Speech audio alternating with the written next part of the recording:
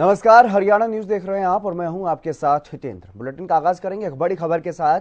यह बड़ी खबर आपको बता देते हैं, चंडीगढ़ में हरियाणा बीजेपी विधायक दल की बैठक हुई है और यह बैठक कई मामलों में बहुत ही महत्वपूर्ण है।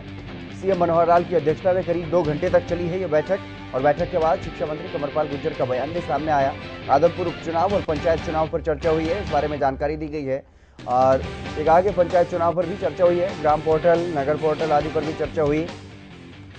आदमपुर उपचुनाव को लेकर के विधायकों की ड्यूटी नहीं लगी है, ये कहना है कंवरपाल गुर्जर का। शिक्षा मंत्री कंवरपाल गुर्जर की तरफ से ये जानकारी दी गई। उन्होंने कहा कि जल्द ही सभी की ड्यूटी लगा दी जाएगी और पंचायत चुनाव में विकास, निष्पक्षता, पारदर्शिता के मुद्दे पर चुनाव लड़ेंगे और बीजेपी अधिकतर चुनाव सिंबल पर नहीं लड़ रही है, ये भी कहा है उन्होंने। और ऐसे में गठबंधन से समझौते की कोई बात ही नहीं है। कंवरपाल गुर्जर का ये बयान सामने आया। पंचायत चुनाव को लेकर के जो तैयारियां पार्टी की तरफ से की गई हैं उस पर उन्होंने जानकारी दी।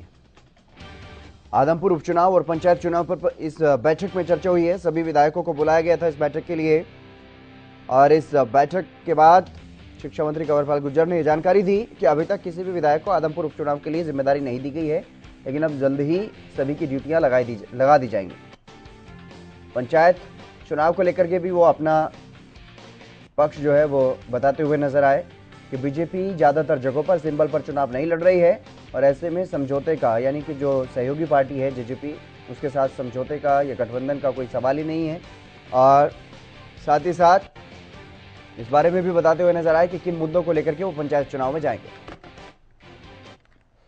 मार्जिन के साथ निश्चित तौर से चुनाव जीतेगी और जहां तक चौधरी बद्रीलाल के परिवार की बात है, बहुत लंबे टाइम से चौधरी बद्रीलाल का परिवार वहाँ जीतता रहा है चुनाव। पिछला चुनाव भी उन्होंने ही वहाँ से जीता था, कुलदीप जी ने जीता था। और मैं समझता हूँ दूसरे नंबर पे भारतीय जनता पार्टी कैंडिडेट वहाँ से रही थी और उसने भी काफ़ी अच्छे वोट, लगभग 34,000 के करीब वोट उसने लिए थे। और अब वर्तमान में वही कैंडिडेट, मान लीजिए उनका बेटा है कैंडिडेट के तौर पे और भारतीय जनता पार्टी साथ है, तो इन दोनों को मिला के वोट और बढ़ता है, तो ऐसे बहुत बड़ा मार्जिन निश्चित तौर से भारतीय जनता पार्टी जीत का रहेगा। सर, कांग्रेस का कहना है कि आदमपुर में जो 8 साल में बीजेपी सरकार में विकास कार्य नहीं हुए हैं वो उनको लेकर बीच में जाएगी और जो है वो बीजेपी को सत्ता से बाहर करने का काम करेंगे क्योंकि लोग परेशान हैं आदमपुर में। नहीं, बिल्कुल इसमें कोई सत्यता नहीं है। और माननीय मुख्यमंत्री जी ने जो नारा दिया हरियाणा एक हरियाणवी एक, तो उसके अनुसार पूरे प्रदेश में सभी 90 की 90 सीटों पे विकास के काम हुए। भले ही वहाँ से कांग्रेस के उस टाइम कैंडिडेट कुलदीप बिश्नोई थे, लेकिन माननीय मुख्यमंत्री जी ने वहाँ पे उसके बावजूद भी वहाँ पे विकास के काम किए। चलिए इसी बीच रुक करेंगे एक और बड़ी खबर की ओर। ये बड़ी खबर दिल्ली से सामने आई है। दिल्ली दौरे पर हैं हरियाणा बीजेपी के प्रदेश अध्यक्ष ओपी धनखड़। ये बड़ी खबर आपको बता रहे हैं, केंद्रीय कृषि मंत्री नरेंद्र तोमर से उन्होंने मुलाकात की है और किसानों के लिए जो योजनाएं चल रही हैं उन पर चर्चा की गई है। और वहीं केंद्रीय मंत्री नितिन गडकरी से भी ओपी धनखड़ ने मुलाकात की है। ये तस्वीरें भी आप देख सकते हैं जिसमें ओपी धनखड़ और केंद्रीय मंत्री नरेंद्र तोमर और नितिन गडकरी के साथ में दिखाई दे रहे हैं बातचीत करते हुए। दोनों केंद्रीय मंत्रियों से मुलाकात की है। नितिन गडकरी से मुलाकात के दौरान कई अहम मुद्दों पर चर्चा की गई है और वहीं कृषि मंत्री नरेंद्र तोमर के साथ भी मुलाकात की गई है। जो किसानों के लिए जो योजनाएं चल रही हैं उनको लेकर के चर्चा की गई है।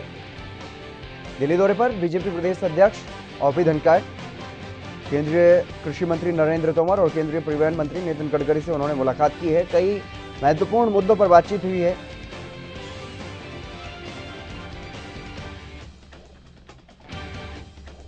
बीजेपी के प्रदेश अध्यक्ष ओपी धनखड़ दिल्ली दौरे पर और इस दौरान उन्होंने केंद्रीय मंत्रियों से मुलाकात की है।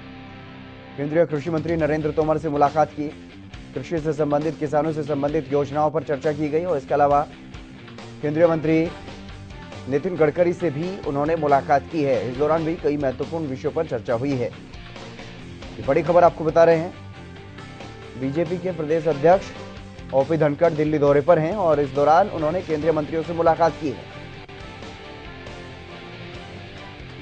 हरियाणा बीजेपी के अध्यक्ष ओम प्रकाश धनखड़ दिल्ली दौरे पर और इस दौरान केंद्रीय कृषि मंत्री नरेंद्र तोमर और केंद्रीय परिवहन मंत्री नितिन गडकरी से उन्होंने मुलाकात की।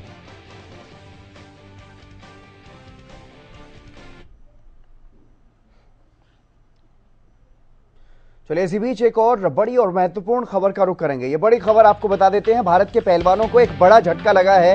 ये बड़ी खबर, विश्व चैंपियनशिप में भाग नहीं ले पाएंगे भारतीय पहलवान। स्पेन एम्बेसी ने उन्हें वीजा नहीं दिया है। ये बड़ा झटका है। पहलवान कई साल तक जो तैयारी करते हैं अंडर 23 विश्व चैंपियनशिप के लिए, इन खिलाड़ियों को जाना था, लेकिन पहलवान वापस नहीं आएंगे ऐसा संदेह हुआ स्पेन की एम्बेसी को और इसीलिए उनको वीजा नहीं दिया गया। विश्व कुश्ती चैंपियनशिप में 30 पहलवानों का चयन हुआ था, लेकिन इनमें से 10 फ्री स्टाइल पहलवान थे, 10 ग्रीको रोमन पहलवान शामिल थे और चैंपियनशिप में अंतिम पंघाल भी शामिल होने वाले थे।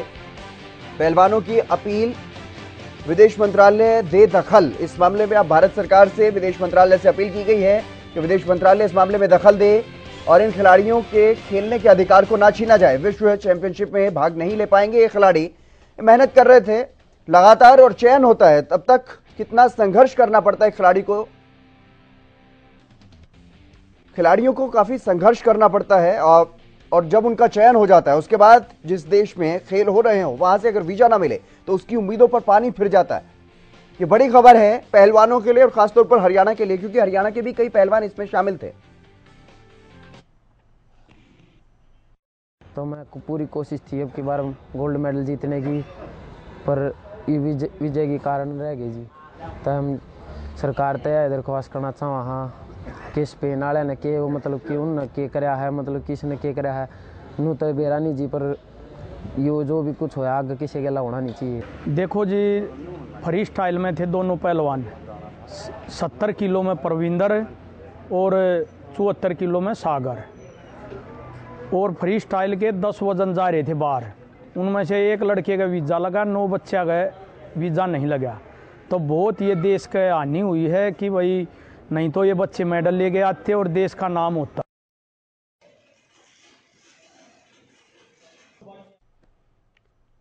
लाजपत हमारे संवाददाता हमारे साथ जुड़ गए हैं अधिक जानकारी के साथ। लाजपत, क्या कुछ पूरी जानकारी है? भारतीय पहलवानों को ये एक झटका लगा है और खासतौर पर हरियाणा के लिए भी ये एक बड़ी खबर है। जी बिल्कुल, देखिए हरियाणा का कभी से नाम है क्योंकि दूध दही का खाना ये हमारा हरियाणा, और हरियाणा जो है हरी के नाम से जाना जाता है। और खास बात ये है कि कुश्तियों में सबसे ज्यादा जो मेडल है वो हरियाणा के रहते हैं। तो पूरे वर्ल्ड में सबसे ज्यादा कुश्ती के नाम से जो हरियाणा जाना जाता है और कुश्ती को ही बाहर निकालते हैं, तो ये काफी दुख की बात है क्योंकि खिलाड़ी जो है वो मनोबल टूटता है, खिलाड़ियों का मनोबल टूट चुका है। जैसे बच्चे जो है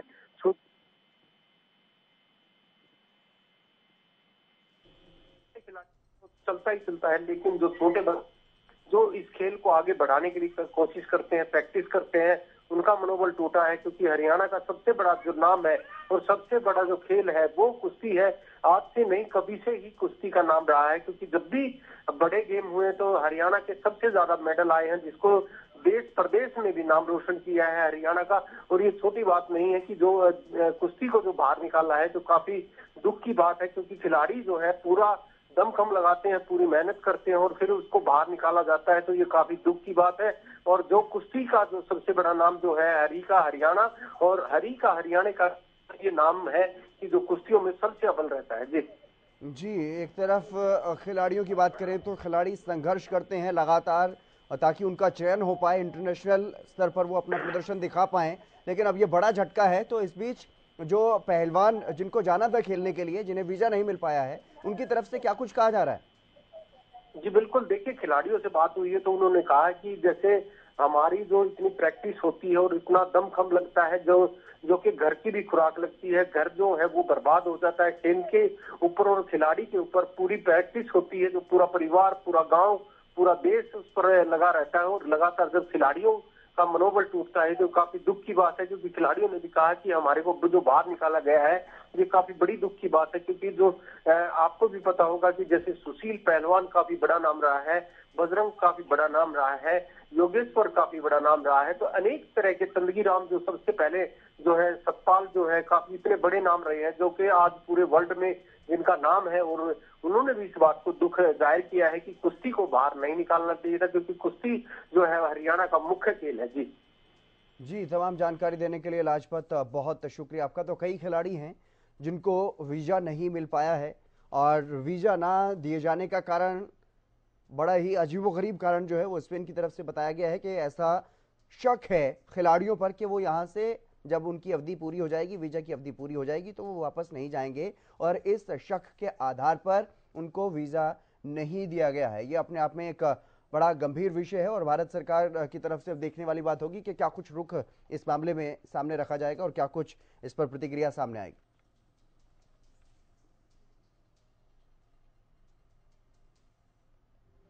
तो भारत के पहलवानों के लिए एक बड़ा झटका लगा है।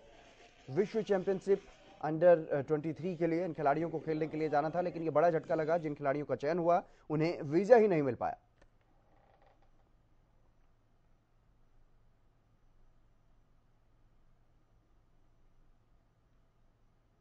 वहीं हरियाणा सरकार ने कर्मचारियों को दिवाली का बड़ा तोहफा दिया है। प्रदेश सरकार ने 7वें वेतन आयोग के तहत वेतन प्राप्त कर रहे सरकारी कर्मचारियों का महंगाई भत्ता 34 से बढ़ाकर के 38% कर दिया है और बढ़ा हुआ भत्ता 1 जुलाई 2022 से लागू होगा।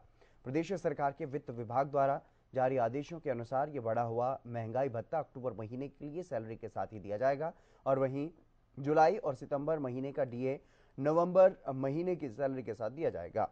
और आपको बता दें कि इससे पहले केंद्र सरकार भी डीए बढ़ाने की घोषणा कर चुकी है। तो अब ये एक बड़ा तोहफा हरियाणा के सरकारी कर्मचारियों को दिया गया है सरकार की तरफ से। मनोहर सरकार की तरफ से एक दिवाली गिफ्ट की तरह इसको देखा जा सकता है कि जो 34% महंगाई भत्ता था उसको बढ़ा दिया गया है, अब 38% महंगाई भत्ता कर दिया गया है और ये बढ़ा हुआ भत्ता जो है 1 जुलाई 2022 से ही लागू हो जाएगा। यानी कि 2022 से जितने भी बाद में जो सैलरी आएगी उसमें ये ऐड करके सरकारी कर्मचारियों को दे दिया जाएगा। सरकारी कर्मचारियों को इससे फायदा होगा। तो दिवाली से पहले ये एक बड़ा गिफ्ट है, मनोहर गिफ्ट है हरियाणा के सरकारी कर्मचारियों के लिए। महंगाई भत्ता बढ़ा दिया गया है 34% से बढ़ा करके 38% तक महंगाई भत्ता जो है वो कर दिया गया है। हरियाणा के सरकारी कर्मचारियों के लिए यह बड़ी खबर है, राहत की खबर है, खुशखबरी है। दिवाली गिफ्ट उनको मिला है सीएम मनोहर की तरफ से। ये दिवाली गिफ्ट जो है उनको दिया गया है मनोहर सरकार की तरफ से। महंगाई भत्ता सरकारी कर्मचारियों को बढ़ा दिया है। इससे पहले आपको बता दें केंद्र सरकार भी डीए बढ़ा चुकी है और वहीं अब हरियाणा सरकार की तरफ से भी ये फैसला लिया गया है। बढ़ा हुआ भत्ता जो है वो 1 जुलाई 2022 से लागू होगा और 34% से 38% से कर दिया गया है। रवि कालीरमन हमारे संवाददाता हमारे साथ जुड़ गए अधिक जानकारी के साथ। रवि, क्या कुछ पूरी जानकारी है? हरियाणा के सरकारी कर्मचारियों को भी दिवाली गिफ्ट दे दिया गया है मनोहर सरकार की तरफ से। बिल्कुल हितेंद्र, देखिए हरियाणा सरकार ने कर्मचारियों को दिवाली का तोहफा दिया है। प्रदेश सरकार ने 7वें वेतन आयोग के तहत वेतन प्राप्त कर रहे तमाम जो सरकारी कर्मचारी हैं उनका महंगाई भत्ता है वो बढ़ाया है। 34% से 38% ये महंगाई भत्ता जो है वो किया है। बढ़ा हुआ भत्ता 1 जुलाई 2022 से लागू किया जाएगा और ऐसे में तमाम जो कर्मचारी हैं, सरकारी कर्मचारी हैं, उनमें खुशी की जो लहर है वो देखने को मिल रही है, क्योंकि लगातार ये मांग की जा रही थी जिस प्रकार से महंगाई बढ़ रही थी तो महंगाई भत्ता भी उनका बढ़ना चाहिए। तो 34% से अब ये महंगाई भत्ता बढ़ाकर 38% कर दिया गया है। जी, तमाम जानकारी देने के लिए रवि बहुत शुक्रिया आपका।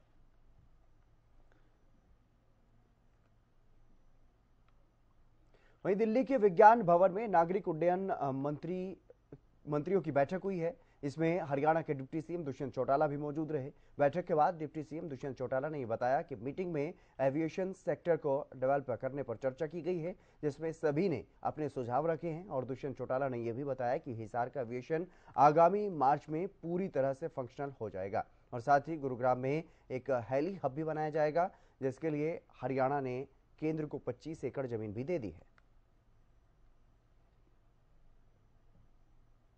एक साल में 2 बैठकें और एक जॉइंट वर्किंग ग्रुप का कार्य हैदराबाद में नागरिक उड्डयन मंत्रालय ने किया और एक ऐसा कदम है जो सिविल एविएशन को एक नई ऊंचाई देश में दे रहा है। हरियाणा ने भी निरंतर अपनी 5 एयर स्ट्रिप्स पे काम शुरू किया है। जो पीछे पर उन्हें प्रधानमंत्री ने एरोस्पोर्ट्स पॉलिसी बनाई, उसमें हमारा महेंद्रगढ़ इकलौता ऐसा एयर स्ट्रिप है जहां पर आज स्काई डाइविंग सभी स्टेट्स ने इस 2 दिन की कॉन्फ्रेंस में अपने सुझाव दिए हैं कि कैसे सिविल एविएशन को और स्ट्रेंथन किया जाए, कैसे सिविल एविएशन पे और काम किया जाए। देश में पहले लगभग 82 एयरपोर्ट थे, आज 171 एयरपोर्ट्स हैं। मगर उन एयरपोर्ट्स को वायबल कैसे बनाया जाए, कैसे इंटरस्टेट ट्रांजिट को डेवलप किया जाए। हिसार का एविएशन हब आगामी मार्च से पूरी तौर पर फंक्शनल होगा। उसके बाद कैसे हिसार को अमृतसर, श्रीनगर, जम्मू, आज के दिन जयपुर, इंदौर, अहमदाबाद या हिसार, आगरा, वाराणसी या हिसार, देहरादून और आगे गया तक रिलीजियस और टूरिस्टिक पॉइंट ऑफ व्यू से कनेक्ट किया जाए, उस पर हमने केंद्र को अपने सलाह सुझाव दिए हैं। और मैं उम्मीद करता हूं कि जैसे पहले केंद्र का सहयोग रहा है, उसी प्रकार से हरियाणा को भी एविएशन सेक्टर में डेवलप होने में जरूर केंद्र साथ देगा। साथ में हेलीपोर्ट से भी बड़ा और हेलीकॉप्टर्स के लिए डेडिकेटेड एक हेलीहब बनाया जाए। उसके अंदर हरियाणा ने केंद्र को 25 एकड़ जमीन गुड़गांव में दे दी है और आज माननीय केंद्रीय मंत्री ने भी आश्वासन दिया है कि इमीडिएटली जो पवन हंस लिमिटेड है वो उसकी वायबिलिटी निकाल कर वहाँ से कैसे आसपास के 2-2.5 घंटे की कनेक्टिविटी के स्टेशंस को हम कनेक्ट कर पाएंगे, प्लस आईजीआई का जो हेलीकॉप्टर ट्रैफिक है। गोहाना उपमंडल में चुनाव की तारीख का ऐलान हो चुका है और बता दें कि चुनाव की तारीख का ऐलान होने के बाद प्रशासन चुनाव को शांतिपूर्वक करवाने में जुट गया है। गोहाना एसडीएम आशीष वशिष्ठ ने चुनाव की तारीख घोषित होने के बाद जिला मुख्य निर्वाचन व जिला उपायुक्त ने नोटिफिकेशन जारी कर दिया है। 21 अक्टूबर से नामांकन दाखिल करने की तारीख जो है वो नामांकन 21 तारीख से शुरू हो जाएगा और 28 अक्टूबर तक नामांकन की आखिरी तारीख रहेगी। एसडीएम ने यह भी बताया है कि चुनाव को लेकर के धारा 144 लागू कर दी गई है। चुनाव लड़ने वाले उम्मीदवार को 3 एओसी लेकर के जमा करवानी होगी।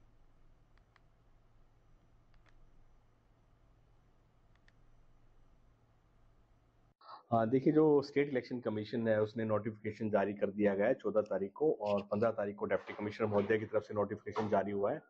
अब जो डे ऑफ नॉमिनेशंस रहेंगे हमारे यहाँ पर वो अब 21 तारीख से 28 तारीख तक नॉमिनेशन रहेगा। और इस दौरान जो गजटेड हॉलीडेज हैं जिसके अंदर 23 तारीख, 24 और 25 उस दिन नॉमिनेशन फॉर्म्स रिसीव नहीं किए जाएंगे। 28 तारीख तक नॉमिनेशन रहेगा। नॉमिनेशन के तुरंत बाद जो 29 तारीख है उस दिन स्क्रूटनी के लिए रहेगा। जो डॉक्यूमेंट्स हैं, नॉमिनेशन फॉर्म्स हैं, उसको स्क्रूटनाइज किया जाएगा और उसके नेक्स्ट डे 31 तारीख को डेट ऑफ विड्रॉल रहेगी और उसी दिन 3 बजे के बाद सिंबल अलॉटमेंट का रहेगा। चुनाव 9 तारीख और 12 तारीख को रहेंगे। 9 तारीख को हमारे जो इलेक्शन है वो जिला परिषद और पंचायत समिति के रहेंगे और 12 तारीख को जो पंच और सरपंच है उनके कमिश्नर महोदय की तरफ से 144 धारा एग्जीक्यूट कर दी गई है। और देखिए, उसके अंदर जो मेन है कुछ एनओसीज है, एक 3 बैंक्स की एनओसीज रहेंगी। एनआईए ने गैंगस्टर्स के खिलाफ बड़ी कार्रवाई की है। एनआईए ने मंगलवार को देश भर के कई राज्यों में कई ठिकानों पर छापेमारी की। ये छापेमारी भारत और विदेशों में स्थित आतंकवादियों, गैंगस्टरों और ड्रग तस्करों के बीच के गठजोड़ को खत्म करने के लिए की गई। एनआईए ने यह छापेमारी दिल्ली, पंजाब, हरियाणा, राजस्थान और उत्तर प्रदेश में 50 से ज्यादा ठिकानों पर की है। हरियाणा में भी करीब 6 जिलों में एनआईए ने छापेमारी की और ये 3 तस्वीरें आप देखिए सोनीपत, गुरुग्राम और झज्जर की, जहां पर एनआईए की टीम पहुंची और गैंगस्टर या फिर उनके परिजनों या उनके करीबियों से भी पूछताछ की गई और उनके कुछ कागजात भी खंगाले गए, बैंक की डिटेल्स भी खंगाली गई।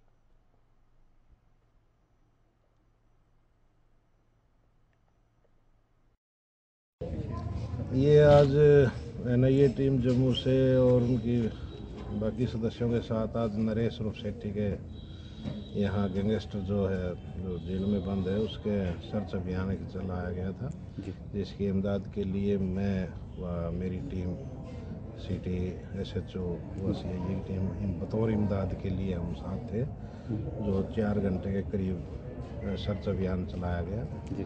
और सर्च अभियान के तहत जो एनआईए ने अपनी रिपोर्ट तैयार करके वो ले गए हैं।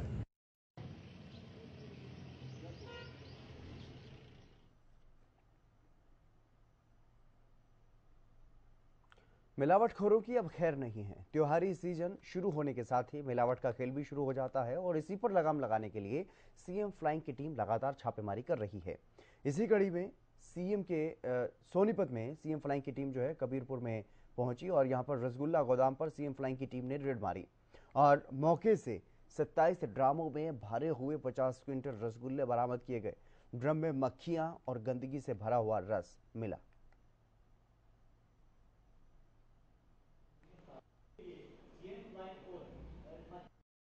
हमारे को सुबह सुबह गुप्त सूचना आई थी कि कबीरपुर गांव में भारी मात्रा में रसगुल्ला मिठाई को स्टोर किया हुआ है।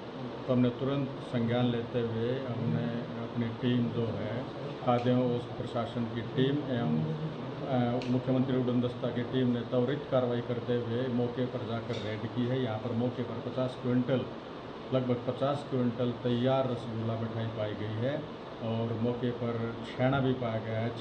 रसगुल्ला एवं छेना का सैंपल लेकर के और लेबोरेटरी भेज दिया जाएगा। कौन है इसका मालिक? यहाँ है यहाँ का मालिक, क्या नाम है?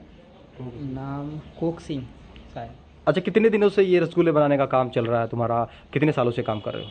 साल सर, गोदाम को तो हो गई होंगी सर 4-5 साल हो गई होंगी शायद। तो त्योहार पे आप लोग स्पेशल आते हो? हाँ सर जी, मैं तो त्योहार पे आया था, घर में प्रॉब्लम थी, डैडी खत्म हो गए थे परगी साल, इसलिए घर में पैसों की शॉर्टेज थी, इसलिए मैं चला आया त्योहार लगाने के लिए। तो यहाँ आप क्या कैसे बनाते हो रसगुल्ले? कितनी संख्या में कितने ड्रम बना चुके हो अभी तक? अभी सर यही बने हो गए होंगे 25-26 ड्राम। तो त्योहार को लेकर स्पेशल तैयारी है ये अभी दिवाली को लेकर? हाँ सर जी, ऐसे ये ऑर्डर वगैरह आ गए हैं उनके लिए और कुछ नहीं, जितना ऑर्डर आता है। वहीं सोनीपत में तेज रफ्तार का कहर देखने को मिला। गांव बड़वासनी के नजदीक पेट्रोल पंप के सामने सड़क हादसा हुआ जिसमें बाइक सवार की मौके पर ही मौत हो गई। मृतक की 6 महीने पहले ही शादी हुई थी और मौके पर पहुंच करके पुलिस ने शव को अपने कब्जे में लेकर अस्पताल भिजवाया और शव का पोस्टमार्टम करवा करके परिजनों को सौंप दिया। फिलहाल पुलिस मामले की जांच कर रही है। गांव से आ रहा था, सिकंदरपुर माजरा से है और सोनीपत मोटल में ट्रेनिंग चल रही थी इसकी। जानकारी का था जी, देखो पता चलेगा कैसे क्या हुआ, हमें बता दीजिए। बाइक से आ रहा था ये? हाँ, बाइक से आ रहा था। शादी कितने दिन पहले हुई थी? 6 महीने हुए।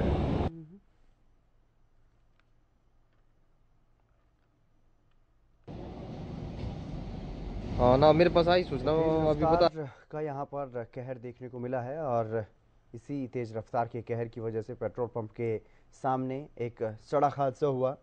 पेट्रोल पंप के सामने यहाँ पर यह सड़क हादसा हुआ जिसमें बाइक सवार युवक की मौत हो गई।